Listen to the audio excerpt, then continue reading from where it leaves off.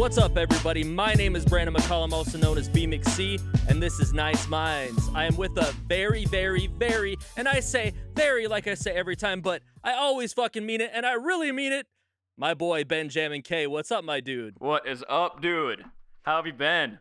Dude, I have been good lately, actually. This is like super exciting for me because we haven't even talked for more than like a couple minutes on Messenger for like months, it feels like. Yeah, probably, dude. right? Yeah.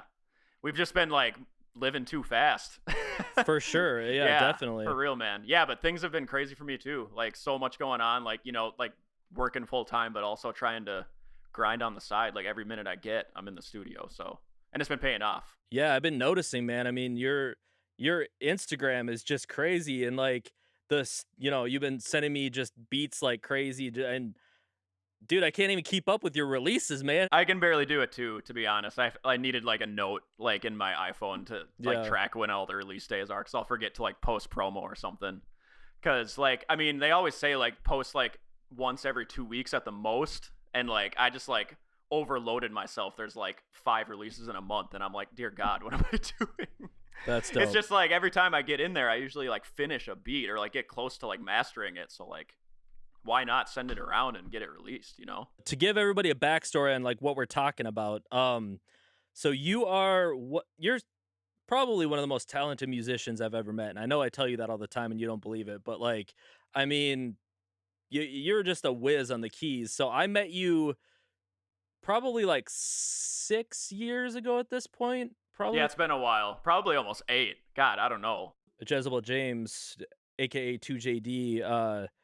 I met 2JD or Jezebel James at work because we worked at the group home together, and I brought Jezebel James onto NGE, and we worked together for a long time, and Jezebel was always like, yo, you gotta meet my buddy Ben. He's fucking dope. He's really good on the keys. Like, he's kind of nerdy, but so am I. And like, if 2JD's saying that too, you know you're in trouble. Right?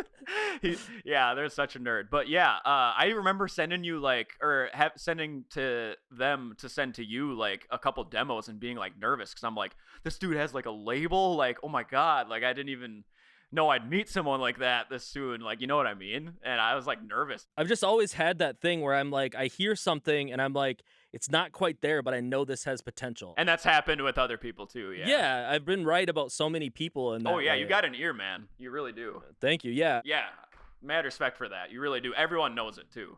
Hell yeah, thank you. Yeah, I heard 2JD, and then I heard you, and I'm like, there's something here. Like, I mean, it's rough, but you guys got mad potential. And then you had this project that you were working on. It might have been a year after we met, maybe. Because we got you on some shows, I think, for beforehand. Well, you did some beats for 2JD. And performed on like keys a couple times. Before I did anything myself. Yeah, and then you came with this project Jamtastic that I ended up recording for you and mixing and doing everything. That was a fun time. Got it. That was a good time. Like, I thought I was in like a palace. Like I was like, this is the coolest shit I've ever seen. Like to actually like have a booth and like all this stuff. So that was like an experience for me. So I miss IPR, man. I fucking miss that place. It was a vibe for sure. Hell yeah. So we got you in there. We recorded Jamtastic, and it was like the first full project. I mean, it was only 5 songs, but it was the first like cohesive project that I'd done. I had only done like singles here and there and stuff like that. So it was a challenge to me, and it was kind of each project like that. I feel like I level up every time, and that was one of those leveling up projects where I'm like, okay, as an engineer, like I'm learning to be an engineer. I'm learning to be a producer. Like I really have to step up my game and figure out how to. And there was a lot of things that I had to figure out on that project. I mean, we got like live musicians. You know, we got our buddy Ryan to play sax on it. We got our buddy Nick Twist to scratch and DJ DJ. And then we had 2JD and 2JD's brother. Oh my God. That wasn't on Jamtastic though, I don't think. That was on the EP, yeah. Sassy Snake was on there? Yeah. Oh yeah. No way. What? Yeah. Oh, for sure. Oh my gosh. Yeah. That's funny. Yeah, so that was fun. That was a good project, and then I ended up booking the release party for you, Mhm. and it was at the Poorhouse, and the Poorhouse, for whatever reason, they fucking like a bar mitzvah kicked us out of our spot. I don't know if you remember that.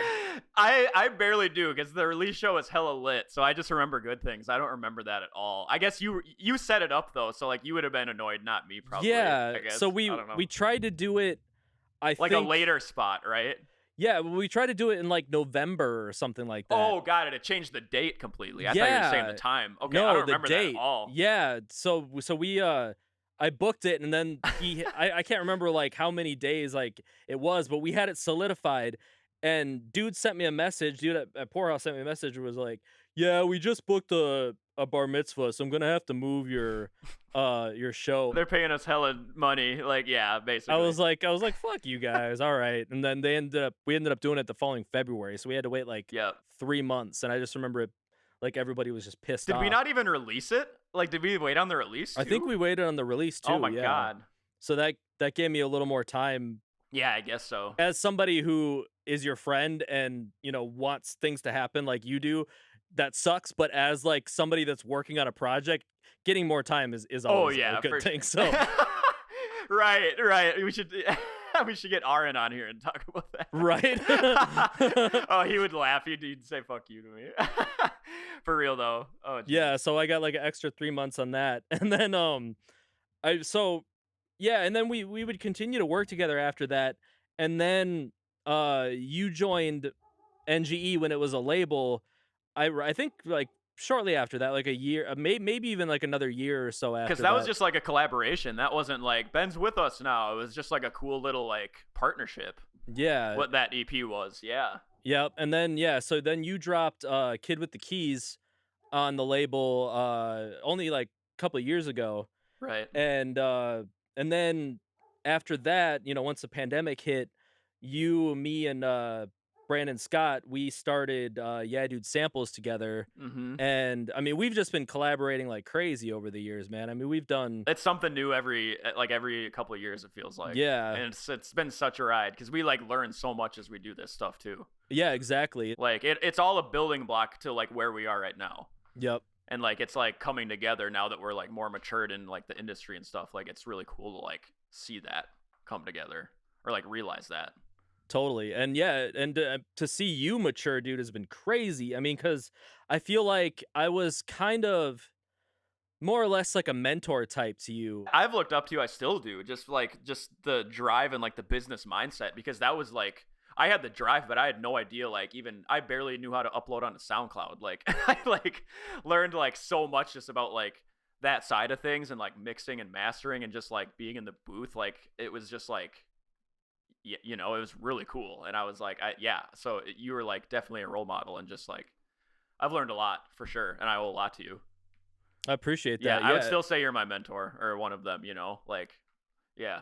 I appreciate that a lot, man. I mean, but yeah, I mean, as far as like production goes, I mean, you just like sped light years ahead of me. When I was producing beats and rapping in St. Cloud and stuff, I didn't know like what a limiter was even. Like none of those beats were like mastered. Like luckily the places where I played shows like could turn it up and shit, Right. Because like looking back on it now, it probably like was not like loud or like anything, and like I kind of just enjoyed the process so much. I didn't see the value in taking time to like learn the basics and like learn like how to EQ and like how to do all this other stuff, so it's crazy that like how much I've learned like in the last 8 months, even just like taking time to slow down and being like, okay, how does this stuff work, and like what's the best process for me, because everyone's different too.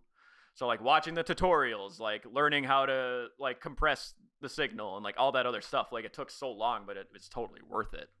Hell yeah. You can see it in the quality, Speaking of your early days, how did you really get started with music? Let's go like way back. Right before the summer of when I graduated high school. So like, because I remember like messing with beats in class, and I was like, there was this one time where I was just like thought we were being quiet, but it was like everyone was working on math problems and not really talking, and I was like rapping with my friend like in the class, and it was just one of those moments you're like, oh, everyone is listening to us type thing. And it was not like censored or anything, so it was pretty funny. But it was like end of high school. We didn't really care. But yeah, we just like got I think it was Ableton like Lite or something. It's like that was the first program I used. It wasn't even like GarageBand or anything. Crazy. Yeah. So like I had Ableton Lite and like learned how that worked kind of, and like recorded. I had like a shitty keyboard or something, and like learned like how to build beats and stuff that way. And me and my friend made like a 4-track EP or something where we were like rapping and stuff, and a lot of the loops were like Apple loops, because like I didn't know what the hell I was doing. So like I'm just like, oh, this funky guitar is awesome, and like looking back, it's like the cheesiest thing you've ever heard. So you were using Apple loops in Live? Oh wait, no. So one I'm getting mixed up. It's been so far back. You're making me think of stuff I never even think. But it was Ableton first, and then we recorded the EP after I think I bought, because we didn't record anything in Ableton, I don't think. I was just like messing with beats, and then I think I purchased Logic Express, the one that I had like up until I met way you. back. Yeah. So like I had that for probably like, I had it for all through college, so I had it for like 5 years. And then I came to the cities, and you like forced me to get Logic Pro. Yeah. He's like, what are you doing, bro? Yeah.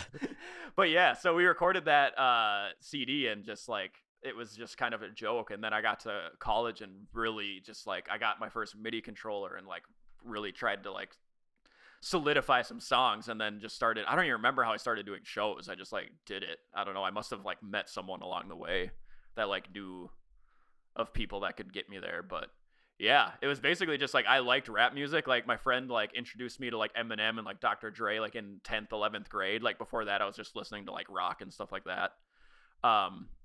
And then yeah, after like hearing 2001 by Dr. Dre and like all the good production and like hella bangers on that project, like I was just like, okay, this is kind of, I'm really interested in it so much to the point like I kind of want to make it myself. So it's kind of like that album probably got me started, if anything. Yeah, because you have a West Coast sound. From the very beginning, I was trying to recreate that like West Coast, like G-Funk, like early, like, you know, 90s type vibe. And like, it's really fun, like making I'm like doing chiller stuff now, and we'll talk about that more too. But like, it's like continued on through that, just like in a different way. See, I guess we covered our origins, but this past year, I mean, I remember you were really starting to get into doing like lo-fi projects, like full on like lo-fi albums essentially. So like I don't know how you would, for somebody that doesn't know the genre lo-fi, I would say it's like easy listening hip hop beats is how I would probably describe right. lo-fi. And I'm realizing a lot more like each beat that I make, like it's easy to call it lo-fi when it's like more chill and like not like trap, you know, like a chiller tempo, you know, easy to listen to. But lo-fi is like a lot lower tempo, I feel like what people would define, you know, like 60 BPM or so, just like really slow. And I tend to just like never go that slow, you know, I'm like a little more upbeat. So like, I mean, I hate genres. I feel like people should just make music and you know, not really. For sure. And you know, that sounds cheesy because I know other people say that too, but like I actually believe that. But like defining it, I would say it's more like chill hop than lo-fi. Yeah.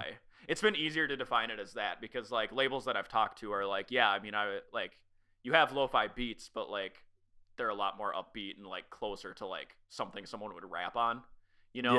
Yeah. So it's more like rap instrumentals because like I used to rap, so like anything I make, I want it to be like bopping, you know? Like even if it's slower, it's got to have like swing and it's got to have something like interesting to it. And like lo-fi is more like I would say like sleep beats and like kind of stuff like of that nature, like more ambient, like meditative almost, you know, like meditation music, like it's that kind of vibe, and then just like a hi-hat and a snare kind of thing, you know, like that's more so what I would consider a lo-fi. You entered into this whole world that you're now a part of that I still don't know much about. Like it's a whole community. It's crazy. It's like all encompassing. Like it is lo-fi, but it's like anything from like that to like instrumental. It's like almost like there's like so many different things that go into it. Like I meet producers all the time that like don't feel like they fit within the genre at all, but they're on this playlist and stuff, you know, like, so it's like it's all encompassing almost, you know, like there's a lot of variety in it. It doesn't all sound the same, you know, because that's one of the stigmas is like, oh, well, they all, that kind of stuff all sounds the same. And like, once you get in, like, I thought it did too. And I thought it was just all like 13-year-old producers that like thought they wanted to make music or something, you know? And like, I wish I started that early. No hate at all. Like, same. You know what I mean? Because like we'd be even farther along, but no, like it's way more than that. Like once I found like the big artists in the community, it just like went from there. And now it's like you meet someone new every day and they have like a new thing to offer, you know? So it's like super cool. Yeah, because you went from like starting your Benjamin Beats account like earlier 2020, right? I was like selling beats until like early last year. Like I was trying to like sell like trap and like West Coast instrumentals and stuff. And I did here and there, but I wasn't like having the success that I wanted. And it kind of was like really hard to work with some of them, you know, like a lot were like flaky or like didn't like respond or like showed interest and then didn't. It was kind of just like a back and forth. And then it got to the point where I'm like, am I only trying to make money? You know, like and then it was kind of like a crossroads. Like, I don't know if I want to like continue like this, you know, because I was like trying all the marketing stuff. I was like sending emails and like doing all this stuff. And like that avenue just ended up not working for me. And I just like, it was hard to admit at first, but like once I did and like took that stress off of me, like it was like the music became better. You know what I mean? Yeah, I mean, was it literally just like taking the stress off of you and just putting the fun back in and like? Oh yeah. So how did you get into this community? Like, how did you first start like meeting all these people? I first like went on to, because when I made one of my first lo-fi beats, I'm like, well, what do I do now? It's like on SoundCloud, and I like have like sent it to a couple people. Like, what do I like? How do I find other people that do this also? Because like I don't think my Instagram was like even going at that point. So I went on Reddit actually. So it was like the lo-fi community on Reddit where I first started meeting people. And yeah, because like I started making like Instagram videos. So it was around the time that I started doing like the lo-fi beats that I started with Instagram, because I made like a couple like beat videos and I like posted it on Reddit. And I was like, yo, check this out or whatever. Because like there's so many, it was like thousands and thousands of members. It was like a pretty big subreddit or whatever. So, and then there was a couple good reactions on that. And I'm like, oh, cool. Like, this is cool. And then I started talking to people about it, like DMing back and forth and stuff. And I was like, this is kind of neat. And then it was like that for like a really long time. I was just like posting on SoundCloud, didn't have a Spotify, like didn't really know what to do. And then I kind of like, I think I got on Discord, and like joined a couple of those for like some labels that I had checked out, like Chill Select and like Chill Moon and a couple others. The first label I released with was Brunch Collect. It's this they're based out of Arizona, and Corey runs it, and he's a super cool dude, and that's like how I had my first like label release, you know, like releasing with like a record label or whatever. Yeah, because I noticed you post about like different labels. Do you do like a different label per release? So like the contracts don't ever say like you can't work with anyone else. It's not like like how like a big artist like signs onto Interscope or something and you like they can't release with anyone. It's not like that really. That's just like people that have decided to like try to release all the good music they can find and like, you know, take some royalties or whatever. So there's like a contract, but like it's never like, oh, you can't work with anyone else. So like I think probably like some of the higher levels, I don't know how it works like when you get to like, you know, 1 million monthly listeners or whatever, like the big artists in the community, like maybe they sign like with a certain one. But I was just releasing with anyone that I could find and that I could like send submissions to, because I wanted to like see what each could do, you know, because like each label has a different playlist, has a different amount of followers, has a different like following. So I kind of was just like anyone that can take me, I kind of want to just have a bunch of releases just to like get my name out there kind of thing. So that's why I was releasing. Yeah, it seemed like every release was something different. And now I kind of have a couple coming up with like the same labels. Like I've picked like a couple favorites that have like done most well for me, you know. That's dope. Yeah, because I'm very fascinated, because I mean, I eventually would like to turn Nice Guy Entertainment back into, you know, like a collective or label again. I just want it to be in a different way. So so that's why I'm so fascinated by like what you've been doing with these different labels. Yeah, for sure. Like one of them that I'm really excited about, that's finally, I sent submissions to them forever before like actually getting something, you know, and I just like stayed persistent. Because you do get turned down like a decent amount. You know, it's not like you're getting accepted every single time. And for a lot of people, that's like hard at first, and it was kind of hard for me too. But like everyone's looking for a different thing. It was more so like, oh, this isn't what we're looking for right now. It's not like, oh, your beat sucks type thing. Yeah. You know, I just didn't fit the vibe. So yeah, there's this label Chill Select, and I've known the dude. Remember talking to him on SoundCloud like 10 years ago. So he's been grinding this whole time and is finally like having like a lot of success. I think they have like 1 million monthly listeners on the label. Oh, damn. Right now on Spotify. Yeah. I mean, their catalog is huge. So that's like all of the releases combined. They probably have 300 plus beats on there. Oh, yeah. Still. So, yeah. And I just had my first couple of releases with them, and I got a couple coming up, and their playlists are huge and just like push your songs really well. And it's like, it gives you the value that makes it worth it for giving like some of the royalty pay away or whatever, you know. And the dude's super cool, you know. You can tell he's like really busy. He's like really hard to get a hold of, but it's a good dude. Like everyone's good people. Like that's what I really like about it. Like I haven't really had a bad interaction. That's what's up. And are they all based in the U.S. or are some of them in different countries? Oh no, they're all over the place. Chill Select's in the U.S. I forget exactly where, but I've had releases from a label in Germany, one in France, one in like Canada, I'm pretty sure. They're all over the place, man. That's what's up. One of my favorites is Lifted Lo-Fi, and the dude is like the coolest dude I've met this whole time, and he's like so supportive. And he's in Chicago actually, which is like, it's cool because it's like Midwest, you know, and I'm like repping that every time I release with him. So that's been super cool too. Hell yeah, that's dope. Yeah, I mean, because I guess you didn't even mention this, but earlier this year, I mean, I was stressed out to the max because my mom was in the hospital at the time. But had presented the idea to put together this global, what was it called? Was it Global Lo-Fi? Global Lo-Fi, yeah. Yeah, and so it was a collection of samples from 10 different producers from around the world, and dude, it was dope to be a part of that, man. That was sick. Oh, for sure. Yeah, I was like, I gotta have him in on this because one, it was samples, and we haven't done anything with Yeah Dude for a while, you know. Right. So we had, and like, I was really excited. I was just like meeting all these people, and I was just like, I know someone in India, I know someone in Switzerland, I know someone in Florida. Like, it was just like really cool to like have that many people agree too. I think I hit probably like 20 people up, and like 9 came back to me and said they would do it. I was like, I wasn't expecting that much even. That's fire. Like, yeah, so like it was really cool, and a lot of them were just like 1 or 2 time acquaintances, and they were like, oh yeah. So like that just like it helped prove that the community was so like supportive of each other.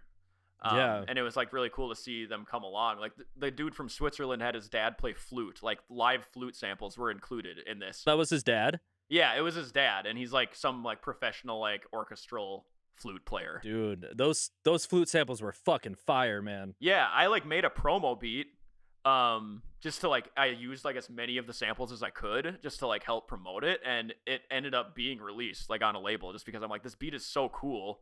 Like, why would I not try to see if this can get released? And that just like solidified it for me. I'm like, these samples are quality, and I think we had like a couple hundred downloads the first week. That's dope. Yeah, it did a lot better than I thought. Yeah, I definitely want to put a download link in the description of this. Oh yeah, for sure. It's still in my bio too on Instagram, but yeah, I can send you it. It's still available. I think that anybody that's watching this that makes beats should download that. It's free. Yeah, download that and download Yeah Dude samples. We've put out mad samples. Yeah, I was going to tell you, I had actually used one of the ones from, it was either Lemonade or Candy Keys, because those are the 2 key packs, right? Yeah. Yeah, it was one of those 2. I have a release coming up with the one with the trumpet player. I showed it to you. Yeah, so I heard that. I was like, this sounds familiar. So that was like over a year old probably, or like close to, and I'm just like, I want to get this beat going for this trumpet player I just met. And I think he's from France too, or something like that. Not US for sure. And I was just like, I got to get a short little beat going. I made just like a super like 4 on the floor type simple beat. Just like, I wanted him to record first. So I just like I put that key part in there. I'm just like, it's in B major. I like that key. And he just like killed it. Like literally had all the pockets of the key sample. He had the trumpet going. You can just tell he's like a master at what he does.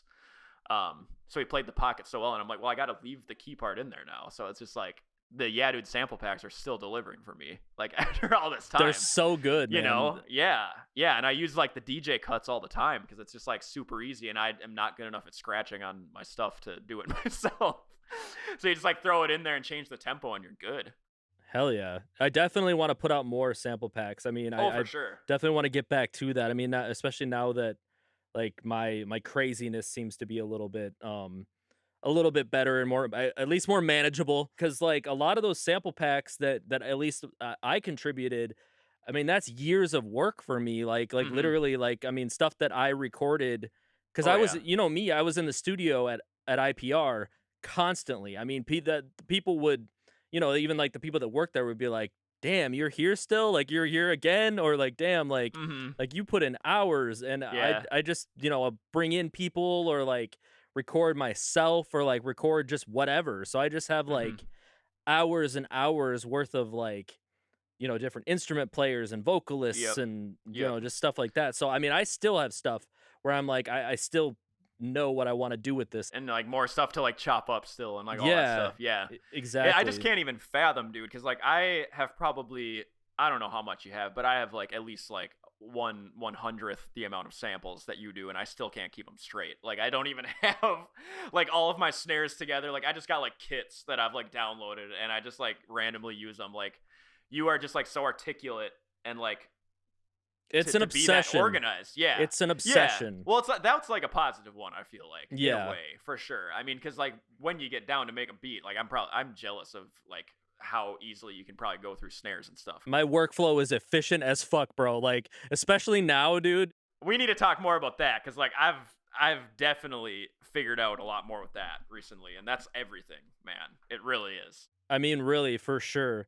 Yeah, I mean, but it's something for me, like, while we're on the subject of sample organization, where like that's my like happy place when I'm going through stress. That's my like my like doing something productive, but I don't want to do anything else. Like Right. when I don't want to do anything else, I fucking download sample packs and organize it and like add it to my fucking library and like organize Yeah. the shit out of it. So like that's my like I'm stressed out as fuck.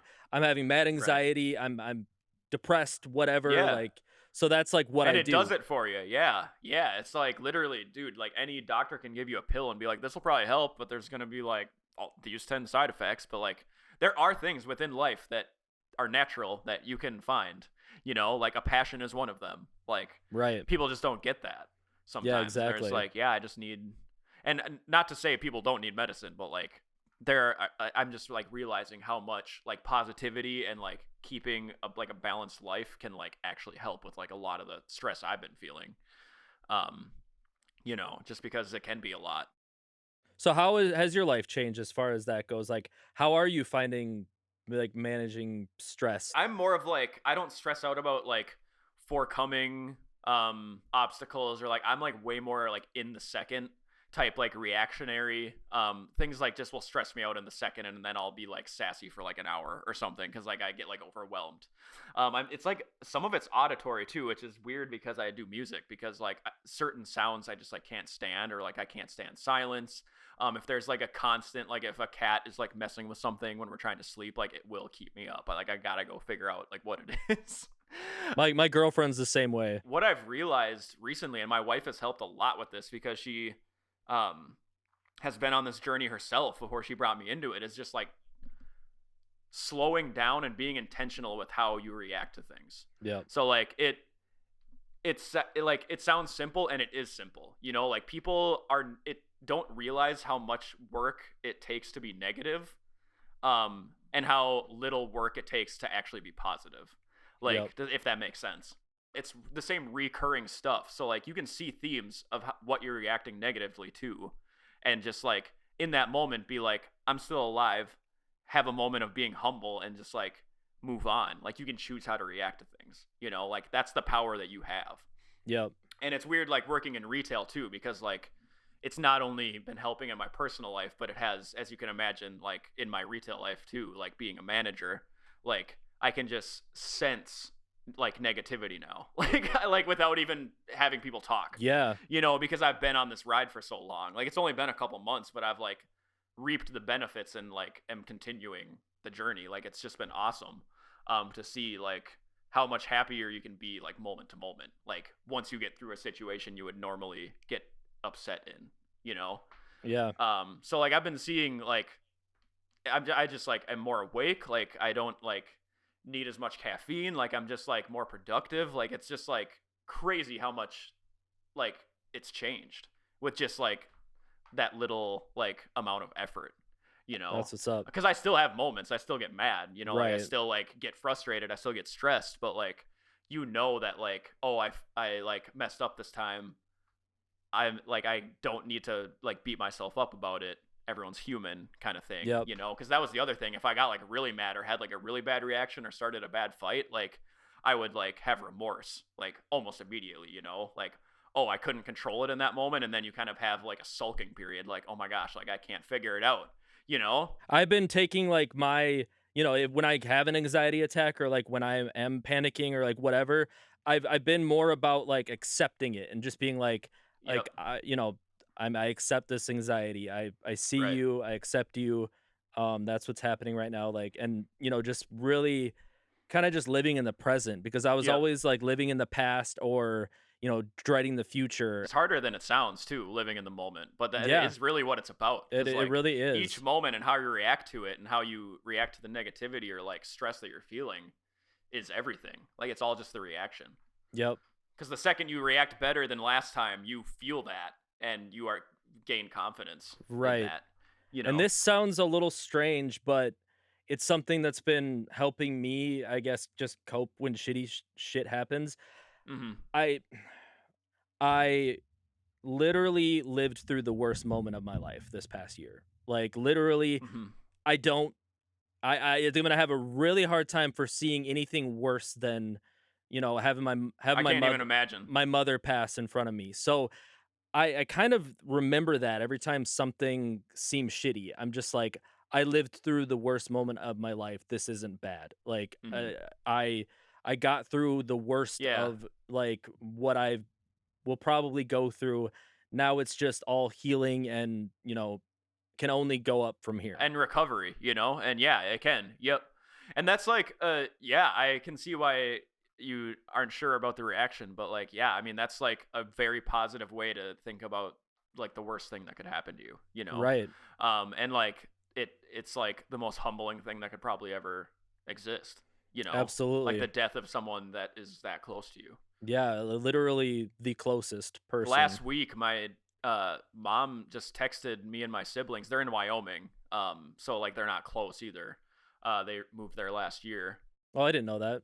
They're not close, so I don't see them very much. And she like said that my dad was in the hospital because he like couldn't breathe and was like having high blood pressure issues and stuff. So and like even that, like I saw it. I like was at work, of course. Like you never get this type Always, of yeah. news like in a good spot.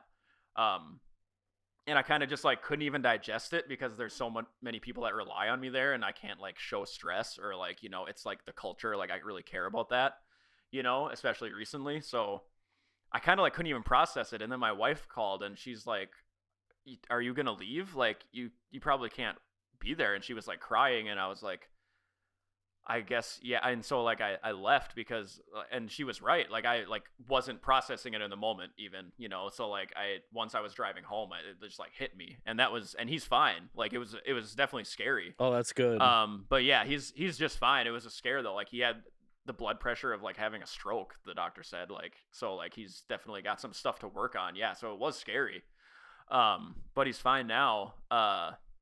But even just that, like that was like traumatic to even think about. Like everything was going through my head, like all of the times that I had with him, and like so I can't even imagine like Absolutely. not even like hearing that he died, but like being in the same room and like having that experience. Like it's got to be the most humbling thing ever. Yeah, I mean, man, it's something that I can't even imagine, dude. it's I'm still processing it and it still hits me like and it's another thing. I was talking to my aunt last night. Like my aunt's been just amazing. My dad's younger Mm-hmm. sister. And she lives in San Francisco or like a suburb, but she's been up here a couple times and she like ever since before my mom passed, like the week before, we were talking constantly and checks in on me all the time, and I was telling Mhm. her, you know, because she started crying about my mom and stuff, um and I told her, I'm like, sometimes I can't think about it too much because I just fall into this pit of despair.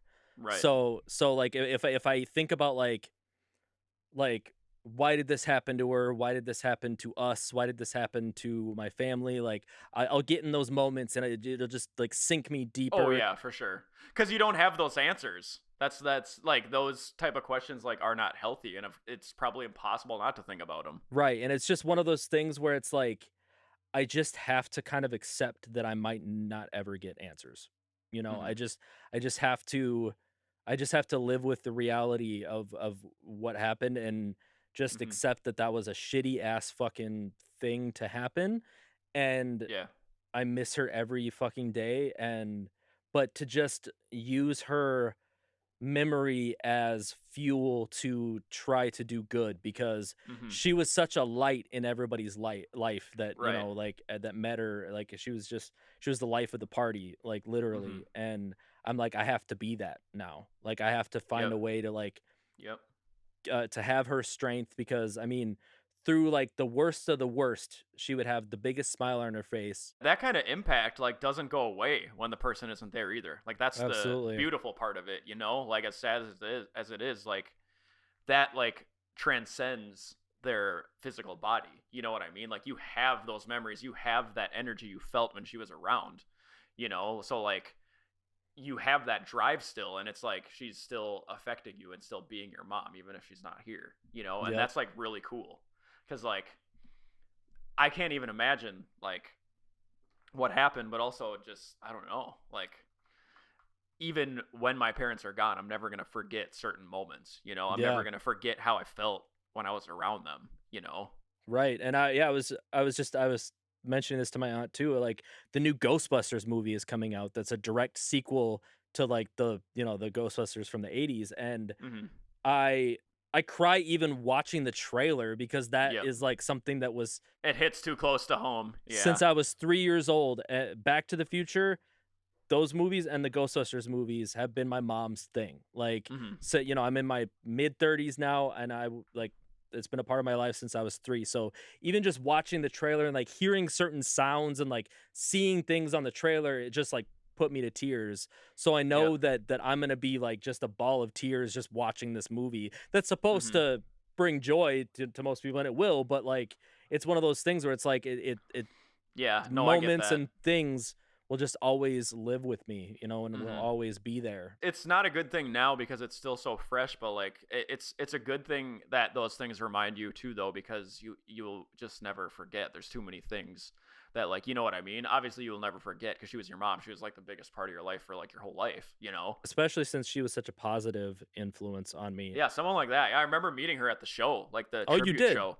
Yep. Yeah, because I had like a couple new songs, so you like invited me out, and I was able to play too, and it was like really cool. Like everyone was so supportive, but like yeah, she was the life of the party. Like I remember, that's what I remember thinking. Yeah, but she just I had that vibe, had that thing about her, man. So it's been and not only for me, but for the world, it's been a transformative fucking year, you know? Like so, Hmm. I feel like so many people are I mean, so many people are hurting right now, but so many people have had major changes in their life, and some Hmm. of them are good, you know, some of them Yeah. are like, you know, you're coming out of like traumatic experiences and Hmm. learning how new positive ways to cope um and to deal with stress and stuff like that. And Yep. it sounds like you've kind of found the same way too, because Hmm. we talked about a little bit before this how like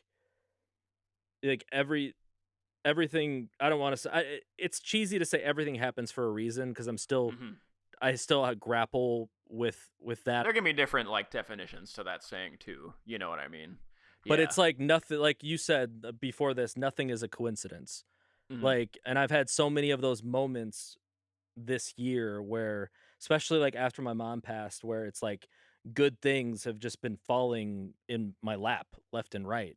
And Hmm. it's like this isn't a coincidence. Yeah. It's all about like intention, I think, and it's all about like where you're putting your energy because yeah, like I wouldn't necessarily call it spiritual, but like lately I have realized that like, well, like changing my energy and like changing how I like react to things and view things, like I've noticed things change, you know, and I've noticed coincidences too, or like what we define as coincidence, because I was telling you like these things happening that seem like it's for a reason, we've just defined as the word coincidence, you know, like that's the only way we as humans can fathom what is happening. Yeah. You know what I mean? So like it happens enough where we created a word. Like, I don't know how that logic stands or whatever, but like, I just think that since we needed to like define it as something, it might be something else. You know what I mean? And we don't know. It sounds like a high thought, but like, it actually is like how I've been thinking recently, just because since I have like tried to be more positive and change my vibe and outlook on things, like I have noticed even more coincidences, and so is my wife. Like, there's something about like everything is connected in just the way that we're all life on this planet, you know? Right. So like, I don't really see it to be crazy to think that like some of the coincidences we think are super weird like don't happen for a reason, you know? Yeah, totally. And we can't define what the reason is, you know? But like, you can't help but like think about it, you know? Absolutely. Yeah, I mean, and since my mom passed too, since we're on that subject, my mom used to always say that cardinals were her sister coming back, and Mm-hmm. I've seen so many cardinals, like starting the day after she died. That's so funny you say. Lauren's gonna think it's trippy that you said that, because she like has recently had her like cat of like 20 years pass away. It was like a couple years ago now, but she heard the cardinal thing, and you know, like in the weirdest, like she's mentioned it and then a cardinal goes by or like something like that. And at first I was like super skeptical, like like like I was starting to like change my vibe a bit, but like, so I was like kind of like, oh, it could be something, but at the same time I'm like, I mean, it could be like the baby thing, like where you see babies everywhere when you want a baby kind of thing. You know, like that's what I thought about at first. I'm like, I'm sure there's cardinals flying around all over the place. Now that you heard that it might be something, then you're seeing them, you know. Right. But like, cardinals are rare. You see a lot more other birds than them around here. Yeah. And like to think that like she had mentioned it one day and then saw a cardinal that day, like it is crazy. Like, it's absolutely wild. Yeah. Yeah. I was seeing them like constantly and in weird ways too. I mean, like one would like every now and then I would get one that would like fly like on a walking path, would fly right in front of me, like land on the path right in front of me, stare at me, like just stop, stare, and then fly off. Yeah. And there was a couple like that where like, and it was generally, it was always on my walks that I would see these. We just had like, you know, them land on like close branches and stuff, but like never like right in front of us. That's even crazier. But yeah, I mean, like there needs to be a reason that like people think that. You know what I mean? Right. Like, yeah. A lot of it sounds crazy, like all the spiritual like awareness and like awakening type stuff, but like the more you research it, I mean, like who knows what's real? You know what I mean? Like maybe those people are onto something, you know? Yeah, and I've always been, I consider myself agnostic. I'm not like yeah, it's for sure not religious at all. It's right. Like it's like a feeling. It's not like a belief. It's a feeling. It's a spiritual thing. I mean, so I've never been like atheist where I'm like God isn't real, like none of this is real. But I've never been like a hard, firm believer that like this is exactly truth. This is exactly what. Yep. I've just always been like open-minded to it and like yeah, it's spiritual in a sense. And my mom was the same way. I mean, that's how we just kind of. I mean, I was probably because of her that I'm like that, you know. Yeah, so for sure. Yeah. But we would always talk about just different spiritual things and have these conversations like that, you know. Coincidences happen far too often sometimes to like not think that there's something to it. Yeah, and till recently, because working in retail, like you hear so much like I was just telling my wife this the other day, like, oh, I'll mention something like, oh, today's going great, and people will be like, don't say that now because like it will turn like, you know, like being like all like pessimistic, yeah, superstitious and stuff like that, like yeah, like superstition, pessimistic, yeah, that kind of thing. And I've always thought that was so dumb. I'm like, that just because I say something doesn't mean like something's gonna happen, you know. But like I also like have started to believe that like manifestation is kind of like partly true also. Like, why does all this negative stuff happen to people that think negatively all the time? Well, I wonder why. You know what I mean? They're attracting it. Yep. So like, I don't know, even just that, like I always try to stay positive at work. Like I'm not gonna like hold back from saying those kind of things just to, oh, knock on wood, hopefully the opposite doesn't happen. You know what I mean? Well, and it's crazy that you talk about that too, because and I'll relate it to music. So I've been getting like I've talked about this, but I've been getting a lot of business as far as like audio work goes. I've been getting a lot of like podcast work, a lot of commercial work, but I just recently had my first studio session in like over a year. I mean, since before COVID hit. Yeah. Oh, for sure. And I it would this person's manager hit me up, and we had been talking for a while, and they were like, I'm managing this artist, here's some of the stuff, and I was like, they're pretty good. And they're like, can we get a studio session? And so I booked some time at my buddy Miles' studio and recorded this artist, and came in and just blew me away. And it was like the type of shit that I've been wanting to work on, because I've been like really listening to a lot of like guilty pleasures like Travis Scott, those tuned trap vocals, and I just like I just love that ear candy of like tuned like spacey fucking vocals. Yeah. Travis Scott is very spacey. Like I low-key like him too. Like he's he's a vibe for sure. So I've been like for a long time I'm like I want to work with an artist like that. Like I've never done that. So I brought this artist to the studio and recorded him, and his tone, I was like, he's got this like amazing tone that like it sounded like it was already tuned before I even tuned it. It had this like T-Pain. Like not only like did it sound good, but it just like the tone of it, I was like, it sounds like it's tuned already. Yeah. But so we recorded it, and I've been just trying to level up my shit. And I got a couple new plugins, and I mixed his track the other night, and I'm just like, this is the most fire mix I think I've done. And I sent it, Hell yeah. sent it to them, and they had a couple notes, but they're like, for the most part, this is dope. So then, I did tackled their notes the next day, sent it to them. The artist called me, and usually the manager is the one that's talking to me. Yeah, you're working through but, them. Yep. But the artist called me and was like, bro, this fucking shit, dude. Like, he's like freaking out. Like, I've never had a client. I know firsthand how that feeling that he has too. Like, you're so hyped on, like, because they don't do it. They're just waiting back. Like, oh, right.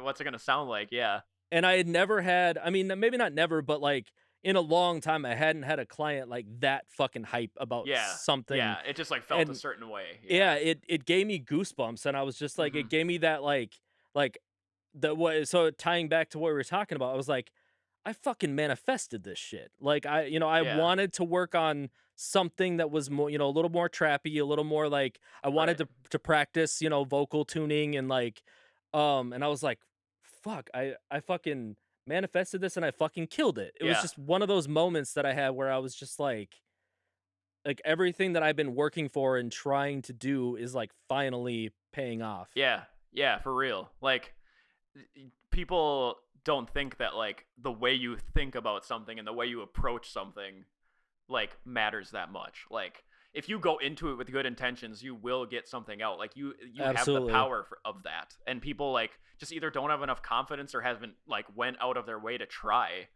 enough to see like what kind of results they can get. Like I think that's the only thing that's holding people back. It's never like it is like who you know, but like the drive behind it and like the like if you're reaching out to someone who would be like really good to collaborate with, like a bigger artist, or like if you have the right intentions and approach everything the right way, like you're gonna get it back. Like what goes around comes around type thing. Like, yep. Like you can actually do that. Like, and that's what I've been feeling too. Like I'm like leveling up on like the beats, and like the collaborators I'm like working with like are just like so fire. Like everything I'm getting is so good. From the people I'm working with, and it's just like I waited so long for this, and like I just needed to like really believe that it could happen, like the same thing happened with meeting my wife. Like I was dating for so long and it's just like trying to force things. It's like the same type of thing. Like the second you give up and just like are okay with what's going on currently is same thing with my girlfriend, bro. I say that all the time. Same thing. It sounds cheesy as fuck. We sound so cheesy right now, but like it actually is true. Like you can't force stuff. You can't like, and that's why when people are like spamming their pre-saves and like reaching out way too often and just acting thirsty, like that is why people say don't do that, is because you're coming in with like, you're not looking confident for one, and you're just like thinking that like all of this extra like work that you think you're doing is going to help. Like it's just the way you approach it, you know, like it can relate to a million different things, you know. And it's almost like they're stressing out about it at the same time. And whatever you stress out about, you like get the opposite. You're manifesting the result that you're feeling in your head. Yep. You know, like if you actually think that's going to happen, it probably will, because your actions are going to lead you to that. Right. You know, without you even realizing. So that's like why being conscious in the present, like we were saying earlier, is like so important. Like most people are just running through life each day, like not even realizing that it's happening. Right. You know what I mean? Like, for example, you like drive to work and you're like, I didn't even remember any of the lights. Like I was just driving. Like you like, until you actually like take a moment to think about it, like you won't realize that you're like kind of a zombie, like for the most part, you know, like if you're not slowing down and being intentional. Like, yep, I was like that too. I was a sheep. I was just like doing everything that I thought people wanted me to do, you know, and like you just got to break out of that. And it takes longer for some people than others. Like I'm happy it's happening when I'm 30, you know, like it can happen when you're 60 and it's too late and you like don't have the same strength you had to like do what you want, you know, and like no one wants those kind of regrets. And that's happening every day. Yeah. Because people aren't realizing that, you know, they're just like doing the motions they think people are supposed to, you know. It's just, you got to be conscious of where you're going and what you're doing. That's a part of the reason why I've never given up on my dream, bro. Oh yeah, you can grind and grind and grind and get nothing, and then one day something happens. Why I put thousands and thousands and thousands of dollars into it, you know, is because like I don't want to turn back at 60 and be like, well, I just gave up and worked a fucking like exactly group home job for the rest of my life, and you know didn't go after what I wanted to go after. You're gonna regret, like I am starting to realize even just at 30 now, is like you're gonna regret not doing something rather than doing something and having it not work out. Yeah, you know, like I have examples of that already, you know. I have tons. And I'm not old yet, yeah, you know, like I feel younger than I have in forever. You know, so like just realizing that now is just like really like liberating. It's liberating, and it's just like it makes, you know, each moment that much easier, you know. And you can just like when you can like rest and like, and it's also like having the drive to get what you want, but also like learning how to be content. Like me and Lauren, like I know contentment isn't good sometimes, like if you're going for something, but like it's also like you're not gonna care if you have X amount of money when you're dead too, you know. So it's like a balance, like being like, oh, because we've gotten rid of so much stuff. Like we're not shooting for like minimalism, but like why does anyone have as much stuff as they have, you know what I mean? And like it's crazy how like much happiness we've gotten to just even having like more floor space and like having more counter space. Bro, I need to do that. I don't even know how I got on that subject, but it's insane, bro. Like my room, I can barely move in it because I have so much fucking like gear that I'm saving for when I get a studio and like all this stuff. We've gotten rid of a lot of stuff, but I got like a cut in half like bed frame right behind my computer right now, so it's still a work in progress. Yeah. But like even just like connecting that to music too, people think like you need the newest synth and then you're gonna like blow up after that, or you know, like I don't know if people think that, but just like seeing some of the stuff I've seen in the community, like, oh, you need the SP404 like for lo-fi specifically to like really have that sound or whatever, you know what I mean? Like you could literally just do it with like one little MIDI controller in your computer and speakers. Like it's not, and I might even downsize my studio because I feel like I have too much stuff. Like it's fun to have options, but like that's not what it's about. Like the less the better almost. There's less like options. Like you create better stuff. And with like software, like you don't need as much physical hardware, you know? So like you can have endless amounts of resources with just the computer too. So like I think producers get bogged down with that a lot, especially hip hop, because there's like so much stuff you can get. You know? It's probably more with other stuff like EDM and like shit like that. Like it's probably even worse. But yeah, I mean like with hip hop specifically, like new drum machine, new like mixer, new sampler, new like everything, you know, like, and then we're gonna get that like boom bap that we're going for, like that kind of thing. The more you do it, the more you realize it's like doable with nothing. Right. And I've had to kind of relook at the way that because I'm like, fuck, why am I so obsessed with like obtaining so many samples and Yeah. so many plugins and so many like this and that? At least that doesn't take up physical space. Like, at least Right. there's that. And But then I've had to accept like this is I enjoy this. I enjoy like I actually enjoy having the options. like, I might never use this one even, you know? Like, I might never even Right. use this sample, but it's there if I want to. Like, it might be the secret sauce I need. Exactly. And I have come to those moments where I'm like this came in handy and I've been holding on to it for and not using it forever. Mhm. And like something that I've realized like, oh, I got this like a while back. Let me fucking try this or let me, Right. bust this out and yeah, dude. Mhm. So I mean, yeah, it's really but thinking that you need that and like so like what you're saying like that I mean no like I don't need all of these, countless samples and, Yep. plugins and stuff that I bought, but I'd like to have it. Yeah, exactly. And that's totally fine too. I mean, like, especially when people start like making money with their music, like that's even all the more power, you know? Yeah. Like, I don't want people going broke to have like the dream studio they think they're going to make the banger in, you know? But like now that like I'm making even like a little bit money from the streams and stuff, like I've thought about, oh, I should like get more stuff, but it's like, well, I have like thousands and thousands of dollars worth of debt also. Like, why wouldn't I like help my household too, you Right. know? Like, you just gotta like think outside the box there. Like, I'm already creating the music I want, so like what would another thing? Like, I think it's totally fine until it like gets in the way, you know, like when people Right. have too much stuff. And you can talk back and forth about that all day. Like, people Yeah, have opinions definitely. about that. Like, I'm Yeah. not hating on anything, you know, like get all the stuff you want. I'm just saying it like doesn't work for me, you know. Yeah. Yeah, and then that's the bottom line is just like Right. do what works for you and what makes you happy. Yeah, and that's where all the that's where like where all the comments like go sour is like, no, you need this, or like you can't be successful without this thing. Like, it won't sound right without this plugin. Like, that's when it like everyone's different. Like, Yeah, everyone's exactly. different in every single way, and you think there should be one way to produce like you know what I mean? That's the way that I feel about using loops too. Like I know a lot of people like frown upon Yeah, using fuck loops that, and dude. I I've get that. used loops all day. I get it, but at the same time it's like I want to have no limitation when I create. I want Mhm. to have the freedom to create with whatever means that I can Right. create with, Yep. and Yep. that's my approach to music and that's my approach to just I guess life in general is just like, Mhm.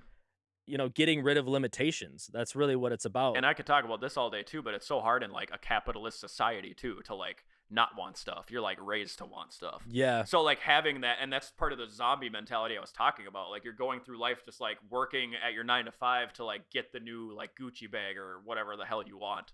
You know what I mean? And you're not realizing that like that isn't where happiness is. Like, people can find happiness with stuff all day, you know, but like I think everyone's pretty close to the same with like being able to be happy without anything. Like, I think that's got to be one constant, because there was a time where we didn't have shit and we were still living. Sounds like we've been coming to a lot of the same conclusions about life. Yeah, for real, man. I kind of had a feeling too. I don't know. Like, even just talking to you a couple times recently, like I feel, and seeing the stuff you're posting, like I think he's figuring this kind of stuff out too. So Yeah. it's really cool we got to like rant about this for so long, because Yeah. it's been what I've been doing this whole time. And like, I don't know, like I just really feel like I'm onto something, and it's cool to like hear that from you too. Hell yeah, man. Because like you're someone I've respected for so long, like especially like related to music. So like it's cool to hear that we're both like doing that, you know. Hell yeah, man. I'm proud of you, man. Like I'm proud of the growth that I've seen you do. Thank you. And yeah, I mean, because to see where you are right now and like how you're talking right now compared to like even just like a year ago. Oh yeah, it's like this night is and all day, very bro. recent. Yeah, it's crazy, and that's why I say I'm happy I'm learning it at 30, because like it can happen so fast, but it can take so long also. Yeah. You know what I mean? Like, once you realize it, you can let it happen. But like you can go your whole life without it happening. Yeah, it's taken me forever, man, to come to a lot of the conclusions. I'm a slow learner, and I always make a joke with my friends that I'm a decade behind everybody. I always say I got to learn things the hard way. It's kind of like the same thing. Like, oh, I gotta go through the shitty parts to like actually, Yep. you know, I gotta go through it multiple times to actually learn. You know, Because with me, I was most people get their driver's license when they're 16. I got mine when I was 26. Most Yeah. people go to college when I they're was like 19. 18.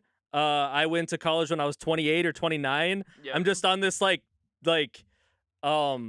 decade behind everybody path, and I now I'm like on this like Grammy when I'm 40 grind, and most people are like Grammys when they're like 20 or like maybe in their like early 30s or something. But you see quotes like that all the time though, like famous authors and like all this shit, like, oh yeah, like you can't stop trying because I didn't get my first book released till I was like blah blah blah blah blah. And like I feel like that's why all authors seem like they're old. Yeah, it seems to like take a lot longer for them to actually blow up, but like right. I mean, they probably need like the life wisdom. They need the experiences. The same type of stuff with music. Like the more stuff you go through, like I have songs where I like remember what I was going through when I made them. I'm sure you do too. Yep. Oh yeah. Like I know you do. Yeah. So like that's just super cool to like think about too. It's just like how like positive it is in that way even, and like just being able to write songs for Lauren and like express myself in this way is just like I can't believe. Like I gotta thank my friend who showed me Dr. Dre, because like that's really when it started, like that is the very beginning. I wouldn't be here otherwise. Like he's also the one that made me move to Minneapolis with him. So like I owe a lot to him. And like who knows, and that's the other thing. Like everything must happen for a reason, because like I wouldn't have met Lauren, I wouldn't have like met you, none of this would have happened, Yeah. So crazy. It's crazy to think about. Yeah. Well, man, I won't keep you much longer, but I appreciate you coming on the podcast. Man, this is an honor for real. This is we've been trying to do this for a long time, and I've seen all the episodes so far, and I'm like, God, I really do got to get around to that. And that's have you been keeping up with them? Yeah. Oh yeah. Oh, I appreciate that. Yeah. No, I got to check them out. I was one of the first to follow after you were like, I'm trying to get to 100, and I was like, oh shit, I'm not even following them. And so yeah, I checked a couple out then, and yeah, like it's made me want to do it even more. It's like why I hit you up the other day. I'm like, where's that calendar at you were talking about like 4 months ago? Hell yeah, man. Things just were so fast and moving so quickly that I was just like, oh God, I got to circle back to that. Well, with this podcast, I've really come to a lot of conclusions lately about it. I mean, we covered every single base that I want to cover, and then sometimes they don't cover, all the bases, and that's fine. Right. But I wanted to originally create this podcast, to talk to creatives and talk about, mental health and mental hurdles and stuff like that. Yeah. And sometimes it doesn't turn into that, and sometimes it does. But I've also realized through this that it's chronicling my life as well, because I talk to, my good friends who are creatives, and we talk about our life stories, and it's something where I'm like, I can look back on these and as like a time capsule, and use it to like piece together my story, and hopefully like it reaches other people and people can connect with it in some way with their story. But I appreciate you because you're a part of my story. For sure, man. Yeah, we've multiple times this past hour we've been like, oh yeah, that's crazy, like I think that too, or like that's happened to me. Like it just proves like what I've been thinking even more. And I think like even though we didn't get into like mental health and stuff, like I think a lot of the stuff like ways to cope and like ways to react and be intentional like can help a lot of people. Absolutely. Like I'm getting to the point where like I'm glad I'm in a manager position at my work, because like I am like instilling this in my team too. Like I've had moments that I wouldn't have had last year if I wasn't this confident about like how to react to things. So like when an angry customer like yells at one of them, like I can be like, they are reacting because of something that's happening to them, not because of this, because I'm like that much more aware, right. And that's such better advice than to be like, yeah, it just happens here, you just got to deal with it. Fuck them. Like, fuck them. They could just go die or whatever. But yeah, like it's like the meaning behind it is like they aren't yelling at you. They are this frustrated about this inconvenience because of something else, and that's just even more empowering to stay the course I'm doing and like, stay positive and like try to instill that in the team too, because I have seen an impact there even. So like, that's just really cool to see. So like a lot of people have mental health issues that work for me. Like they say it, they're more open to it with me now because I'm like more receiving, so I'm seeing like I can even be impactful there, not even in music, but like also like what I do 40 plus hours a week, I like that. And I feel like a lot more companies and a lot more managers should instill that Oh, for sure, especially in a business like that. Well, man, thanks again. Do you have any last words you want to leave the people with? I don't know. Like, I hate to like self plug, but I got a release tomorrow, so it'd be cool if you guys could check that out. I guess you probably won't even have this ready. So it'll be out. It'll be out if you want to check it out. Because by the what's it called? I got Jazz Night dropping tomorrow. And it's with a super cool label called Lofi Jazz Records, and I've been going for them for a while. They got a huge following, a giant catalog also. So check that out. I got a huge, like, so many beats up now. I'm very proud of. So just check me out on Spotify, Apple Music. Benjamin K. Benjamin Beats. Benjamin Beats. Benjamin Beats now. I was the Benjamin K was the rap alias. Thanks again, bro. Thank you so much for having me. Like I said, it's an honor. Like, keep it real. You got to come over and check out the new setup and hang soon. So oh, hell yeah, man. We'll be talking then. All right, sounds good, man. Peace. Peace.